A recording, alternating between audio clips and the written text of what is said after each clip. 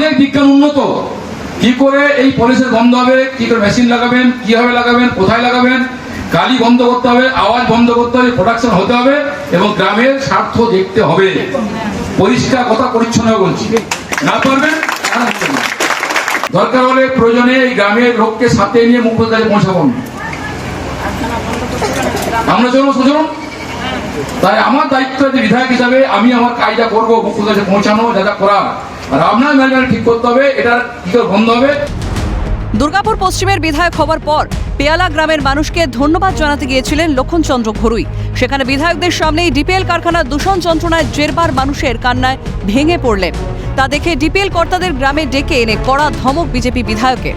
সতর্ক করে দিলেন, যদি 7 দিনের মধ্যেই দূষণ বন্ধ না হয় তাহলে এই গ্রামের মানুষজনদের নিয়ে তিনি নিজে মুখ্যমন্ত্রী শুভেন্দু অধিকারীর কাছে পৌঁছবেন।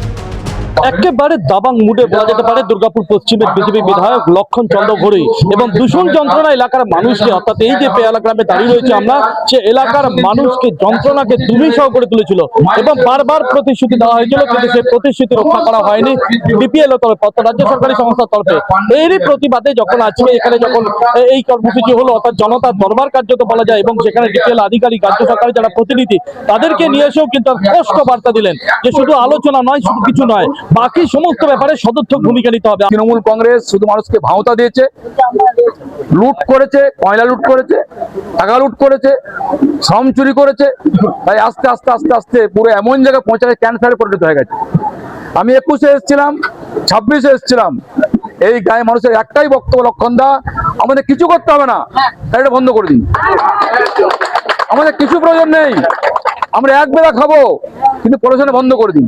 তাই বলেছিলাম, আমাদের ক্ষমতা ছিল না, আজকে আমাদের হাতে ক্ষমতা এসছে। মাননীয় মুখ্যমন্ত্রীর কাছে আমি দ্বারস্থ হব।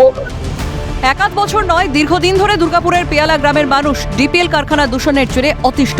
কয়লার গুঁড়োর জন্য সকাল বিকেল জানলা বন্ধ করে থাকতে হয় তাদের। এই দূষণের জেরে নানা রকম রোগের শিকার হচ্ছেন তারা। শুধু প্রতিশ্রুতি ছাড়া কাজের কাজ কিছুই করছে না ডিপিএল কর্তৃপক্ষ, এমনটাই অভিযোগ গ্রামবাসীদের। আমাদেরকে এবার মেরে দিক, আমাদের কিছু করার নেই, আমরা বাঁচতে পারছি না, আমাদের ছেলে পেলেদের নিয়ে বাঁচতে পারছি না, আমাদের হাজবেন্ডের নিয়ে বাঁচতে পারছি না। আমাদের ঘরে একটা ঘরে 3-4টে করে পেশেন্ট হয়ে গেছে, বলুন আমরা কি করতে পারি? শুধু কালি মানে কয়লার গুঁড়োর কালি, ডাস্ট বললেও ভুল হবে। সেখানে আমরা রান্না করতে পারছি না জানলা খুলে, আমরা শুধু রান্না করলে মনে হচ্ছে ওই কালিটাই রান্না করছি। বিধায়ককে যেটা বললাম সেটা ডিপিএল এর নিয়েই বললাম, কালির হাত থেকে আমাদের বাঁচাতে হবে। আর তাছাড়া হয় পুনর্বাসন দেয়, আর তাছাড়া কালির হাত থেকে যদি না আমাদেরকে বাঁচায় তাহলে ডিপিএল এমন পয়জন ছাড়ুক যেন আমাদের গোটা গ্রামবাসী শেষ হয়ে যায়, মারা যায়। সকাল থেকে সমস্যা 24 ঘন্টা। বিধায়কের ধমক খেয়ে খুব তাড়াতাড়ি সমস্যা সমাধানের আশ্বাস দিলেন ডিপিএল এর জেনারেল ম্যানেজার আবির গোস্বামী। আমাদের তরফ থেকে যতটুকু আমাদের মানে কারখানার টেকনিক্যাল ব্যাপারগুলো আমাদেরকে ঠিক করতে হবে, এটা তো আমাদের দায়িত্ব, সেই দায়িত্ব অস্বীকার করা যাবে না। এবং তার জন্য কিছু ইনভেস্টমেন্ট, কিছু মডার্নাইজেশন দরকার, সেই মডার্নাইজেশনের জন্য উনিও সাপোর্ট করবেন বলেছেন। তো আমরা তো সবসময় এটা সদর্থক দেখছি যে আমাদের পাশের গ্রামের মানুষরা যদি শান্তিতে বা সুখে না থাকে, তাহলে সেটা তো দেখার কর্তব্য আমাদেরও। আমরা নিশ্চয়ই খোলা মনে আমি ওটাকে ট্রাই করবো, সেটাই তো।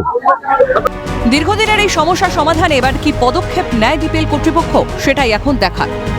দুর্গাপুর থেকে রাজেশ সেনগুপ্ত, ক্যালকাটা নিউজ।